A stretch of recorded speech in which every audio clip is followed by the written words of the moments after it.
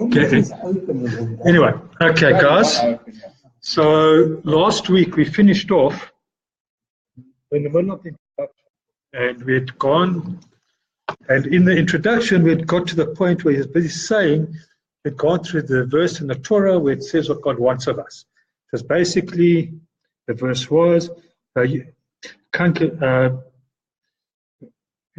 לעבוד את השם אלוקיך בכל לבבך ובכל נפשך, לשמור את מצוות אדוני ואת חוקותיו אשר אנוכי מצווה היום לטוב לך. That to serve the Lord your God with all your heart and your soul, to keep the commands of the Lord and His statutes. Say it every morning. So that name be fear of God, walking in His ways, love of God, perfection of the heart, and observance of all the mitzvot. This is essence. So now he's going to try and explain these various elements separately. We're going to go into each of them. So he says the fear of God, which the verse refers to as awe of His majesty, blessed be He. Because just in being in awe of Him as one being the presence of a great, awe-inspiring King, and feeling humbled by His greatness whenever one is about to make the slightest move. And certainly when addressing Him in prayer and engaging in study of His Torah. We're not, as I said last week, it's not about, we're not talking about fear, we're not talking about retribution, that word about the stick, but we talk about somebody who's in awe. That another I've seen it put, it's like a child who just wants to be like their father. And they will do anything daddy says because it's daddy. And that's what it is. So it's not about it's not about anything beyond how do I serve God because of His majesty, because of how great He is, because we've got this particular awe of Him. Walking in His ways, embrace the whole subject of rectitude in one's character traits and how one rectifies them. This is how do we find, he's saying to us, how do we find what's wrong and fix what's wrong? Because this ultimately is walking in Hashem's ways, is we meant to be having these fantastic midot, these fantastic ways. And what happens when we don't? How do we need to look at those and find them and reflect on them? This is how our sages, may their memories be blessed, explained the phrase, just as He's merciful, so should you be merciful, etc. The long and short of it is that a person should guard all his ethical traits, whatever kinds of actions they govern, with rectitude and virtue. The guiding principle of sages, may the memory be blessed, is one should choose as the straight path, one which brings honor to its creator and brings him honor from his fellow men. This is what the first thing. But you can also think of it this way. We've got character traits which inherently we think are bad. Inherently, you automatically consider them to be bad. Something like pride. But now how do we take pride and turn it into something positive? If we can take pride in that we have learned Torah in order that I can teach it to somebody else, if I've got, then it's good pride, because I'm proud of what I have, so I can give it out. If I'm proud that I've learned Torah and then so I can boast about having learned Torah without teaching, that's negative pride. The same thing, something that is inherent. So if let's say I'm proud because I've learned a lot of Torah, but I use that pride to push me to teach. I've got what other people don't have, therefore I must teach. That's positive pride. I'm not boasting. So I've got something which I can give to others and I can pass it on. Well, what's up? Because you've got pride in your achievement and you're going to use what you have achieved to elevate others, not just sit there and boast about it. If I've got to say, oh, you know what, I've finished studying this, I've finished studying this, I've finished studying this. Great, so you studied all that stuff. But if it stops there, that's just negative. Surely you must also pass it on. But that's what gets it. So you can also have a positive character trait, which is negative. Let's take humility. So you can say you should pass on with humility. But if I have too much humility, I'm not qualified to teach. I can't teach. And suddenly I'm not teaching because I'm too humble. And people who could learn and could gain from what I've got to teach, lose. I'm not gaining. Absolutely. You shouldn't be doing that. I know this because I did this course. 100%. So you don't 100%. But that is why. But that's why he brings the verse from Pikavot. That will bring you on to your fellow men. If you go to just berate other people, People might listen to you, but they're not going to honor you. They're going to be talking out the back. You're meant to be doing it in such a way that people want to learn, that people want to come. It should be a way that is positive. It's,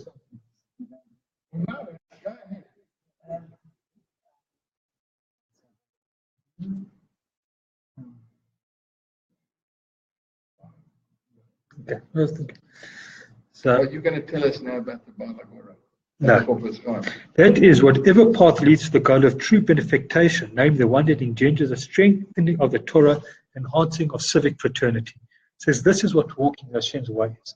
Something that strengthens the learning of Torah, something that strengthens the community, that comes together as one. The love of God to which the verse refers consists in love for Him. Blessed be He that is so firmly implanted in one's heart that is moved to please Him just as He would be His father and mother. His pain to few others diminishes God's pleasure. He's zealous in this regard and rejoices greatly when he's able to do something that is pleasing to God, to Him. So he's saying is that love of God, it's not just meant to be an ephemeral thing. It's not, well, I love God. It's not well, I love the way the flowers look. It's got to be something that leads to concrete action. It's got to be something that leads to positive action. It's not just a love that is empty and vain. It's got to be something that leads us to doing something and wanting to please God.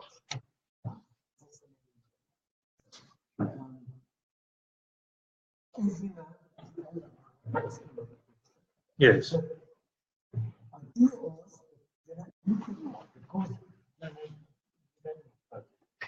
I ask because I need to know the answer. No, that's fine. Okay, so ask the question. I hesitate because and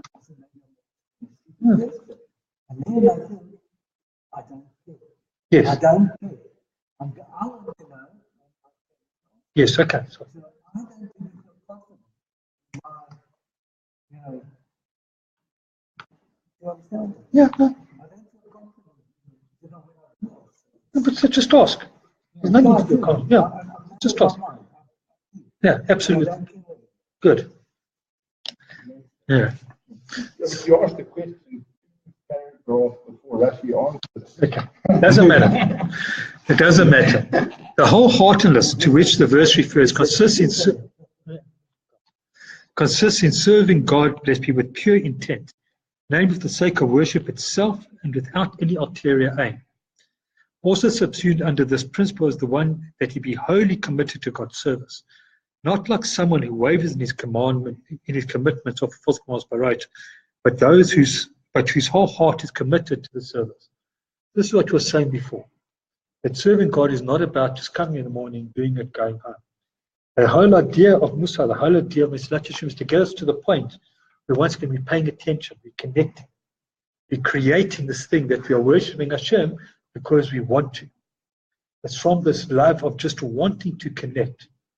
It is not because of the reward, it's not because of the punishment, because both of those aren't for the sake of Hashem, those are for the sake of us. If we concentrate on reward, if we concentrate on punishment, it's about us. When we serve Hashem, it needs to be about Him. So that is what we need to be getting to. The big problem you have there is covenant. Paragraph 17, verse 16. Don't be over-righteous. Why destroy yourself? But that's what I said. We're not worried about ourselves, we're worrying about serving Hashem. We're not worrying about whether we're righteous, wrong. We've got to go and do what we have to do. Well, don't be over-righteous. Yeah. Do to the level that's what Absolutely. said in Absolutely. 7:16. But you can't do it point any beyond that. You can't, it's not capable. You can only do it to the point you can do it. Observance of the mitzvot consists in precisely what this phrase indicates, namely observing all the commandments according to detailed rules and stipulations. That is why we have to study. Because how else are we going to do the commandments? If we don't study, you can't do it. And whilst we do accept an excuse of I didn't know, it's our point of a tinuk shelobed nishma, the babe without understanding, or the captured child, that they're not liable for the sins they did without knowing. We should not deliberately put ourselves in that situation. We should be educating ourselves as much as possible so we can do the commandments. That is our role. But once again, you can only do it to the point that you have learned, the point you know. here. Now, all these general principles, all of these are general principles by extensive elaboration. I found that our sages, may their memory blessed, included these elements in a different order and division. One is more detailed and ordered according to the step-by-step progression it is necessary to rightly acquire them. I refer to the statement of Baraisa cited in various places in the Talmud, one of them in the chapter that begins Lifnei Eideihem in Avodat Zorah. Zeh lo shana. So it comes and this is what it says there. Mekan amar Rabbi Pinchas ben Yair. So Rabbi Pinchas ben Yair comes and he says, Torah mevi'ah lidah zehirus, zehirus mevi'et lidah zerizus, zerizus mevi'ah lidah nikios, nikios mevi'im lidah precious, precious mevi'ah lidah tohara, tohara mevi'ah lidah chasidus, chasidus mevi'ah lidah anva, anva mevi'ah lidah yiras chet, yiras chet mevi'im lidah kedusha, kedusha mevi'ah lidah ruach hakodesh, ruach hakodesh mevi'ah lidah techiyas hameitim.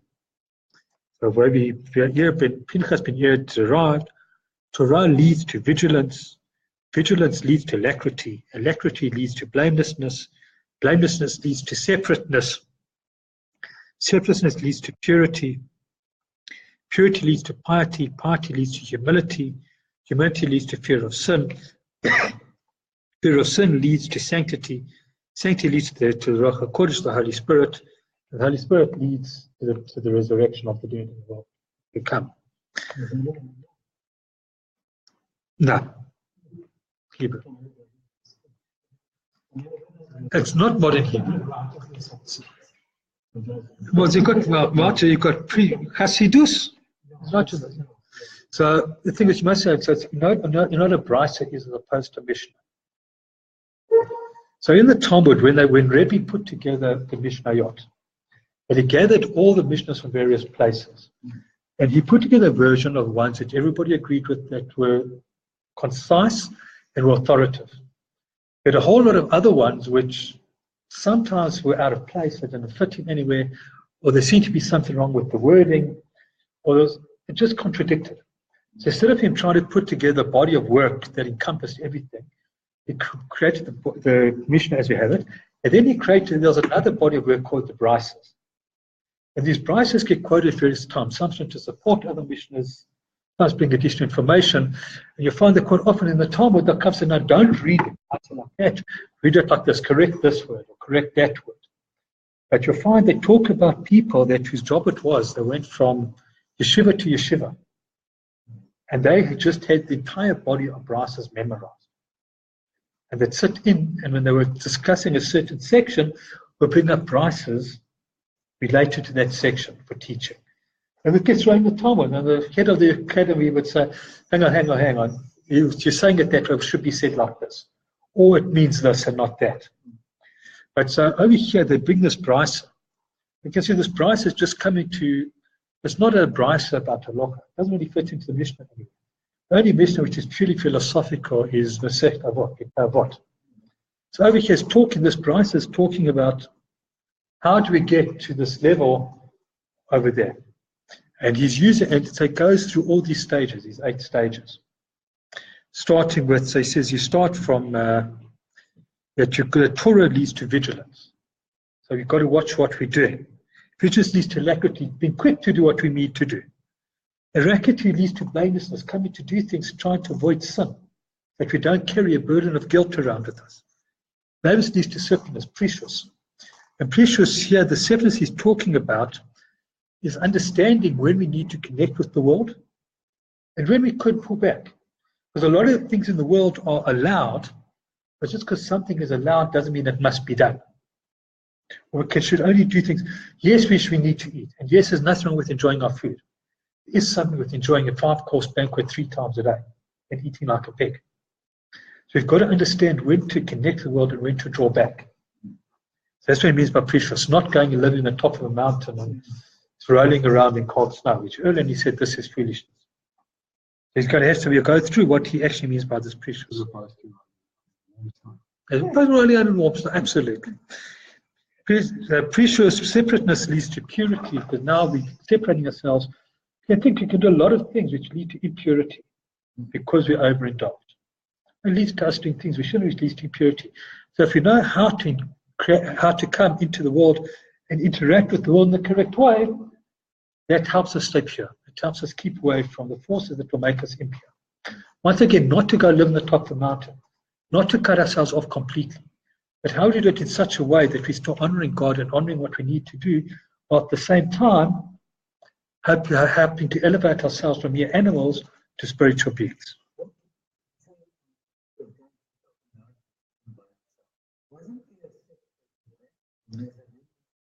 There is scenes, and the scenes were outcast. They weren't part of the main Jewish community, and they died out. I don't know if they're formally excommunicated, but they basically worked themselves out of Judaism by disappearing. Because it's not just that. Judaism is not about, there's a comment in Mesilat Sanhedrin. It says, if you know Torah and you refuse to teach, you're deserving of death. Now, doesn't mean it literally. But it says you are denying people their inheritance. You have got the ability to teach. You have got the ability to interact with others. And you're not? What kind of person are you? Judaism is not about cutting ourselves off the way. You look at the oath of the Nazir, or of the Nazarite. Now, he took an oath in order to go and to become holier. What did he do? He didn't drink wine. He didn't cut his hair. He didn't cut his hair, and he didn't come into contact with a dead body. Not a single one of those cut him off from the community. Not one of those is about cutting himself from contact with people. He remained in the community, remained as part of the community. In Judaism, holiness is not about cutting yourself off from the community. It's not about being separate. You have to be within the community, you have to be part of it. So the separateness here isn't going and living as a hermit somewhere, but it's how do you separate yourself from too much in such a way that you can remain part of this world whilst being separate and being able to elevate yourself to holiness. Correct. As I say, so instead of sitting there and yes, so you don't want to, so yes, you have to eat. And yes, there's nothing wrong with having good food. But you find they talk about in the past that many of the early Hasidim, I'm not talking about Hasidim in the way we think they do, but Hasidim here, before the time of the Baal Shem Tov. What they do is during the week they eat plain food. So they came to Shabbos and had that beautiful Shabbos meal. It's a real elevation of Shabbos. But they still made sure to have that great Shabbos meal. So sometimes because of food, sometimes it was because they wanted to have reserved that best when it would be elevated.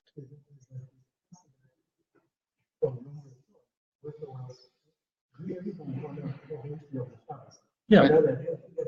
But there's two clarifications. The greatest of our high priests, Shimon HaTzadik, the man who said the three things in Pirkei was, he would not accept a sacrifice from a Nazir. He wouldn't accept a sacrifice except one day a Nazarite came and he said, accept the sacrifice. He said, why? He said, I saw myself in a pool and I was shocked at my beauty.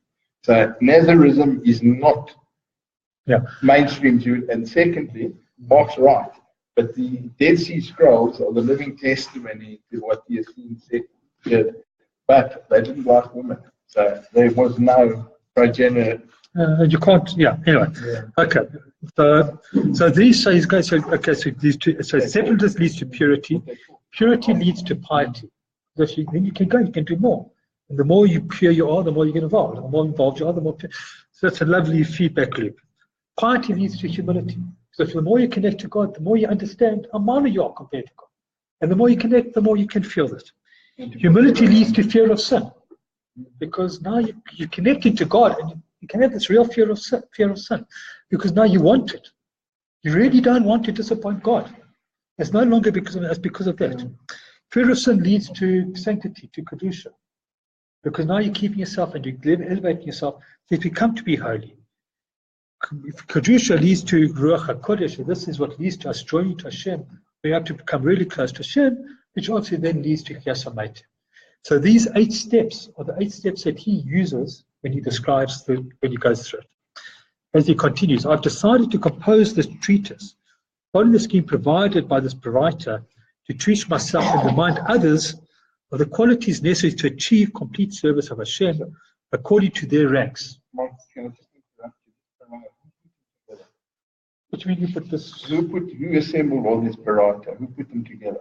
Now, there was assembled, maybe you could have Hanasi. Okay. There was assembled in the Mishnah Yot. The Mishnah Yot he didn't put in to the main body of work.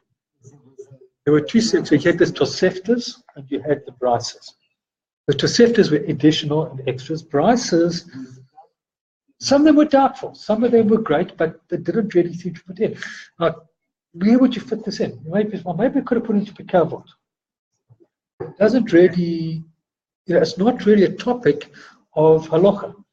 And the majority of the Mishnah is halacha. The Mishnah is to teach laws. It was the oral law. This brisa is about Muslim. How do I improve myself?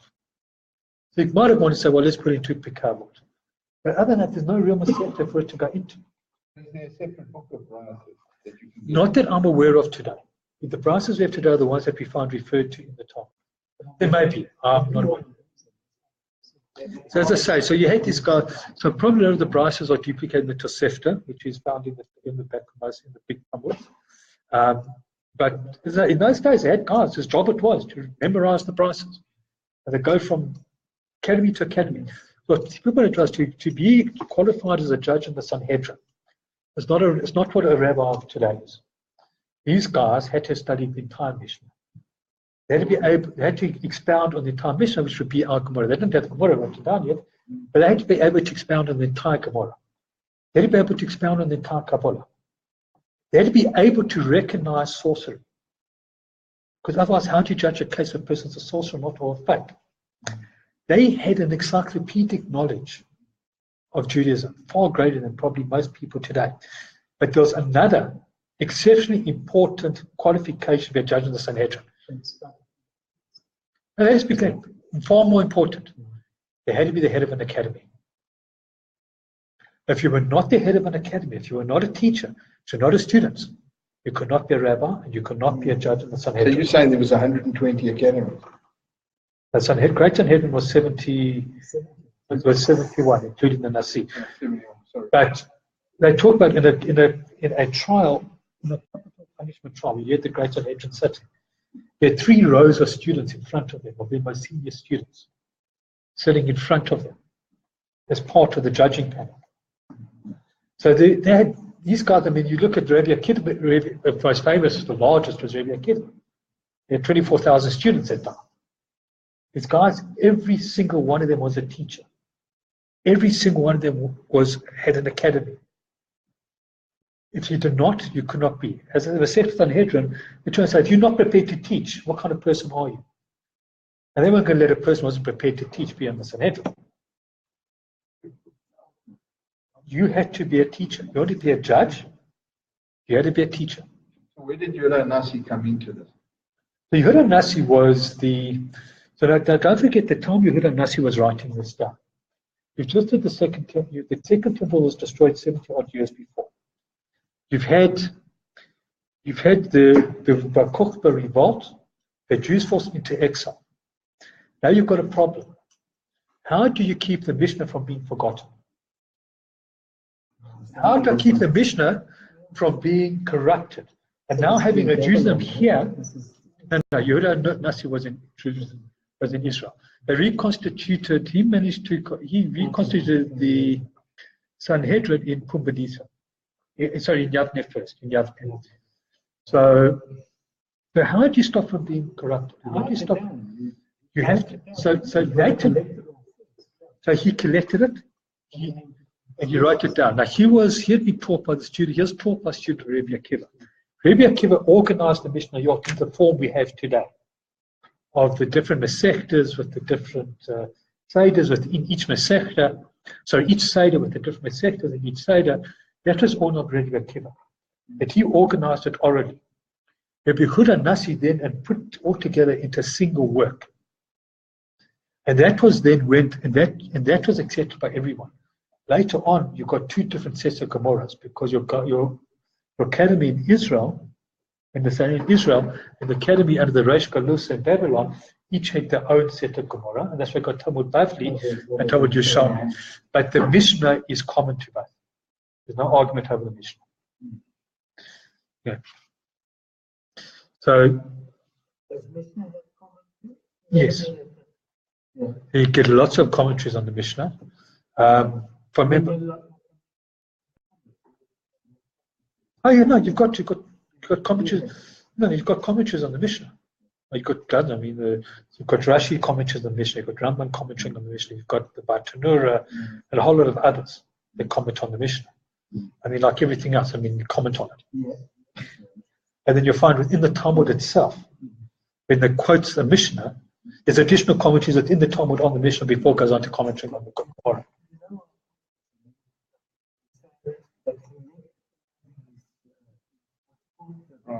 Rises. Okay. And then someone sort of notes it down. How can I comment on what you've written?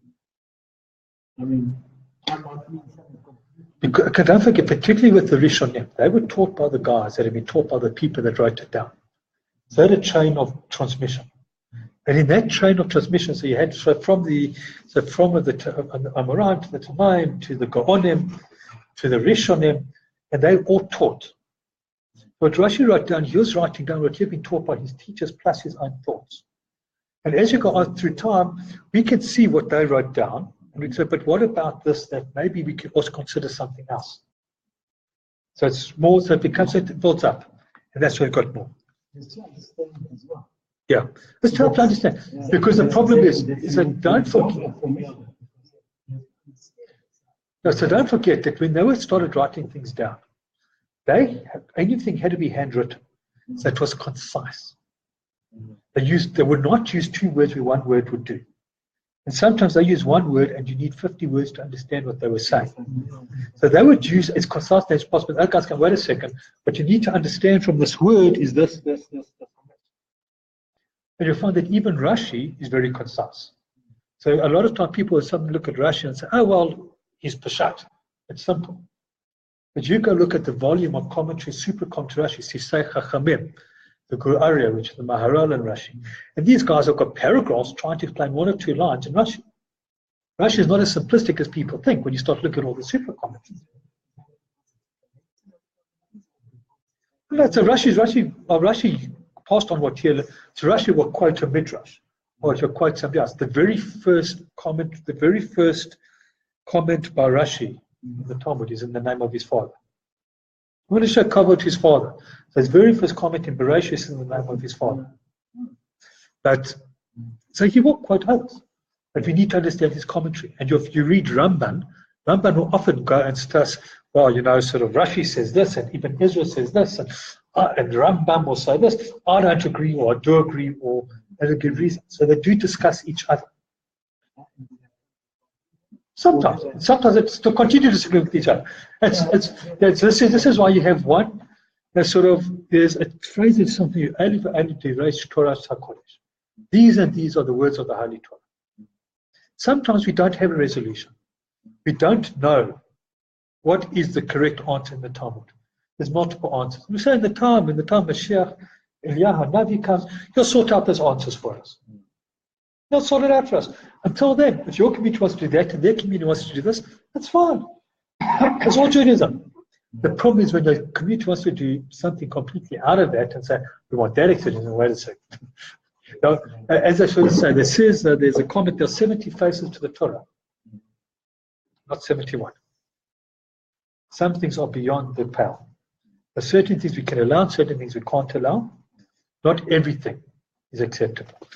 Okay, we're going to run out of time, so we'll try to finish off the introduction tonight. For each quality, I will explain its nature, its elements or details, its mode of acquisition, the things that are detrimental to it, and how to guard against them. For anyone else who finds this book pleasing can then read it, that we may learn to fear the Lord our God and not forget our duty to Him. What the materiality of our nature seeks to erase from our mind, this reading and reflection will call to memory, waiting us to what we have been commanded. May the Lord be our support and keep us clear of pitfalls. And may the petition of the poet, beloved of his God, be fulfilled in each of us. Hareini Hashem dakecha olecha amitecha yachid levavi yerash mecha. Teach me your ways, O Lord, that I may walk in your truth and be in one in your heart to fear your name. It's from Tehillim, Tehillim 86, verse 11. Amen, kain yehi ratzon. Amen, and let it be that way. So I think what, as Gary said last week, what is the takeaway from tonight? We need to understand that getting to the point, getting to where we need to go, it's a process and it's a path. We need to work at it. And as he says, it's something we need to keep reminding ourselves of, and we need to keep working at. That as time goes on, we can improve. It's not that today I'm here and tomorrow I'm holy.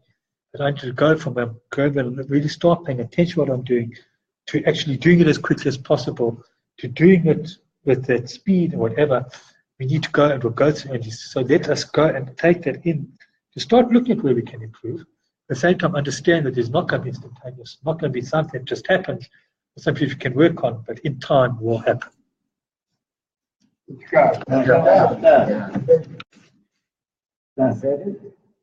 That's it for tonight. Any questions? Any questions? Any comments? No, you can't stop now.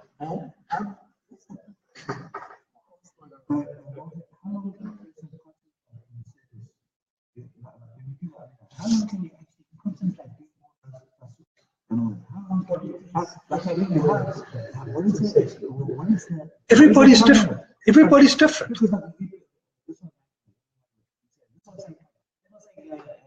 You can focus as long as the length of a piece of string. Yeah, so how can you answer that? But you need to try. But everybody's different. And on one day you might be able to do it for 2 hours, another day you might only be able to do it for 10 minutes. There's no absolutes. You're dealing with people. How long is good? You know, there's that famous Hasidic story that a person comes, I think, if I remember correctly, it's to, I forget which rabbi, comes to him and says, you know, I'm worried. I'm about Shuvah. I spent my whole life being a sinner. Now I've become, now that I'm not, I'm worried that when I end up in the world to come, God's going to turn to me and say, why weren't you like Moshe? The rabbi turns to him, you know, I'm also worried. Worrying that I'll get to the world to come, I'm going to go to his face, Hashem, and Hashem's going to say to me, why weren't you you? Why weren't you you? Not why weren't you Moshe? Why weren't you Abraham? Because I'm not Moshe. I'm not Abraham. I've got to be, I can only be myself. I've got to be the best. I've got to try to find how I elevate myself as best as I can. Each person is different. Each person's got a different ultimate level. I'm not Moshe. You're not Moshe. We can't be Moshe. But I can be Mark. You can be Julia. But I must try to be the best Mark I can be. I must try to find what is the point that I can reach that I can do. Because if I try to be somebody else, I'm going to fail. I'm not that person. I can only try to be me. But I've got to find the best me and the best way I can be. And that way, I can be elevated. That when I got Hashem and he says to me, this is what you could have achieved. This is what you did achieve. And the two are the same. And I've achieved my purpose in this world. For example, you're not forced to. Then you finish yourself along in your mind. Yeah.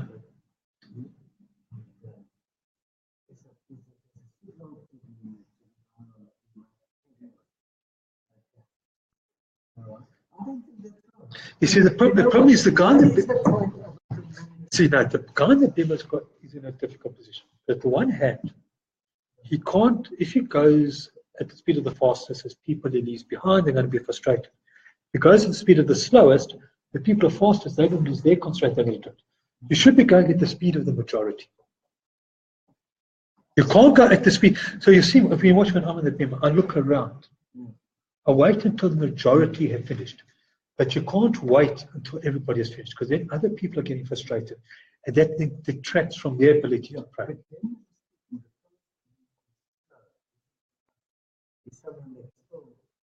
Yeah, but the problem you've got is that you can't expect the entire community to go at the slowest pace.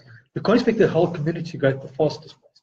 You've got to find the pace which satisfies the majority and lets the majority interact.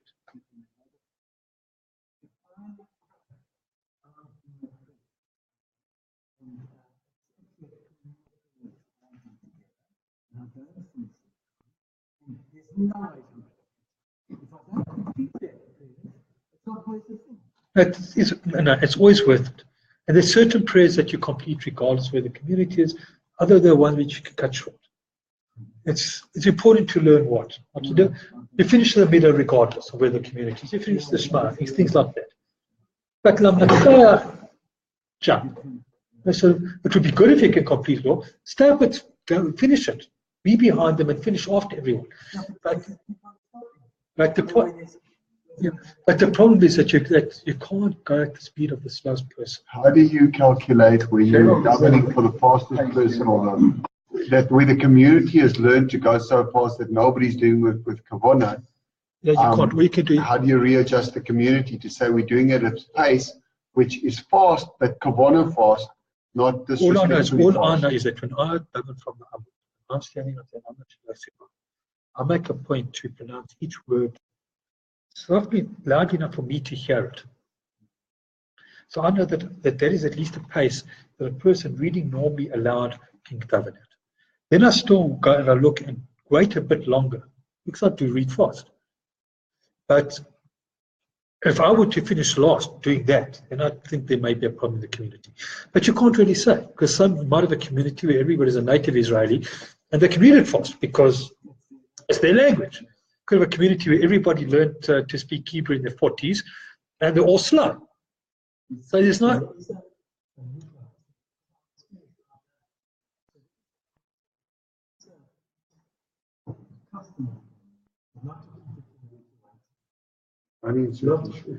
It's actually a requirement in Mishnah Berurah.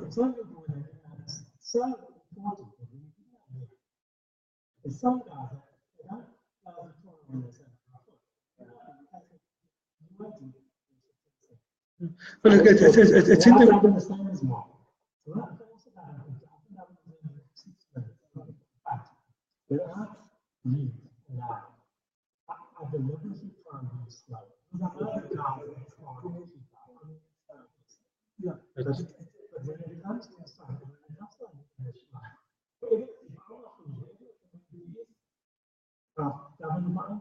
Yeah.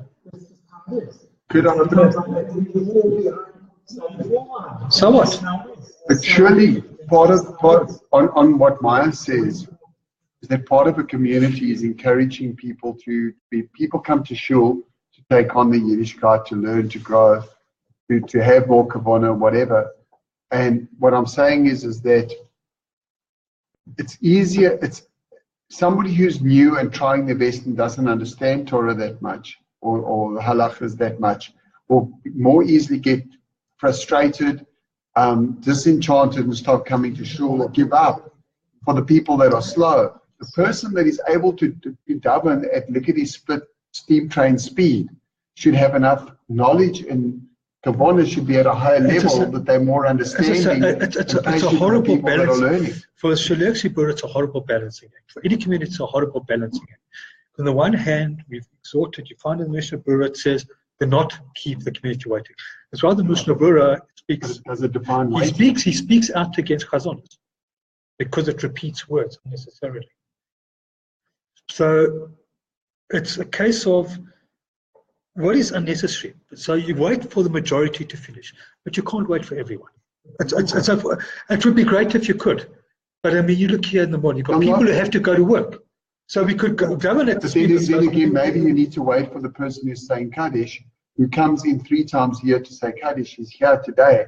He's specifically coming to shul to say Kaddish, and you finish Kaddish before he's even started it, because you can't keep the community waiting. Is that respectful to the person who's come? But that person, you then wait on them and you do a Kaddish specifically to allow them to do it.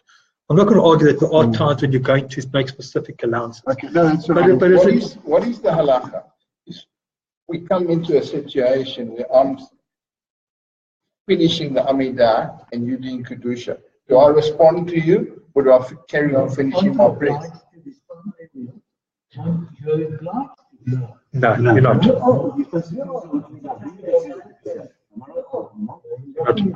There are certain things that constitute a break in your faith. So you can't. So I don't really want to go into it, but now. But there's certain points of prayer which At certain times, prayers, so when you're in the preliminary morning blessings, you can greet people, you shouldn't speak to people, whatever, but there are things. Whereas after Baruch Hu, before the end of Amida, you shouldn't greet people. So however, if a great person comes and if you don't greet them, you're going to get into trouble. Then you can.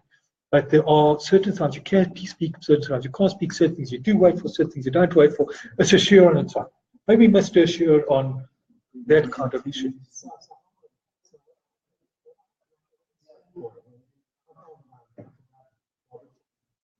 But I did. I would go, remember, I would just want to lie to myself like a child.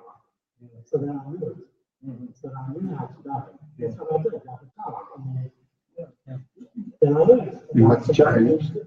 Yes. Nothing's What changed. is the purpose of the media? Because what I'm hearing in the head and what I've experienced doesn't consist. It's just symbolic. No. A minion is to make a community. No. But the thing is, what you've got to say, a community goes. There's got to be certain ways a community operates. So we can't say we're going to take 2 hours to do shachrit because there's a slow person needs 2 hours to do shachrit. Other people. No. So the point is that the person is still part of the community. He still has the benefit of being as part of the community. Yes, he governs slower, and yes, he's going to finish off to other people. But he's still part of the community. He's still part of the whole. That's what we were saying earlier in Mesilat Yesharim. Separateness, precious, is about the fact that we need to be part of the whole, at the same time separating ourselves from certain things. Yes, maybe I'm separate in that I'm going to take longer to daven. But I'm not separate in that I'm part of the whole, part of the greater Jewish community. I'm part of something greater, part of a greater whole. Now, you've heard me, I've said this before in various shirim here. An example I give from Shnei Luchos Abris. It talks about the man in a dark room, where everybody's sitting in a dark room. That nobody's got light, but if a person opens up a skylight above him, that light doesn't just affect him, it affects those around. That is a personal community. If I'm in a room by myself, I've got built walls around me. If I sit and open up that skylight, it affects nobody but me. I'm by myself. And if there's somebody, and if I'm in the darkness and I don't open up, the person next door to me and opens his, I'm in a community, I get the benefit. If I'm by myself, I don't. When you daven in a community, and one of the things I say is that when you daven in a community, when Hashem comes to judge you, He judges you on the merits of the community. When you daven by yourself, and Hashem comes to judge you, He judges you on your merits and your demerits. All there. Because now you're by yourself. You're presenting yourself as an individual. When you present yourself as a community, you're judged as a community and the merits of the community. The demerits don't come into it. You come by yourself. And so you're going to present yourself by yourself. Then it's midah keneged midah. You by yourself, I judge you by yourself. Brilliant.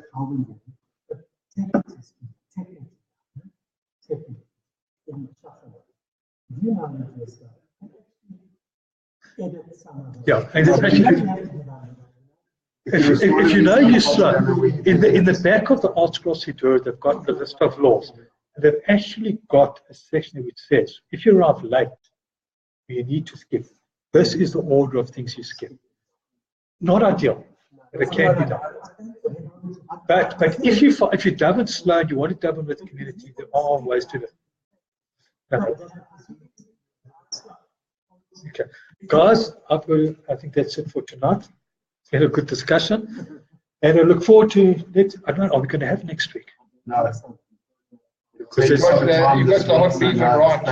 Okay, so anyway, okay, we'll see. We'll notify because I see we've had a few people join in, so I'll post on my timeline whether we're going to continue or if it's going to be postponed for next week. So we'll see. Anyway, okay, guys. Thank you. It's a personal session.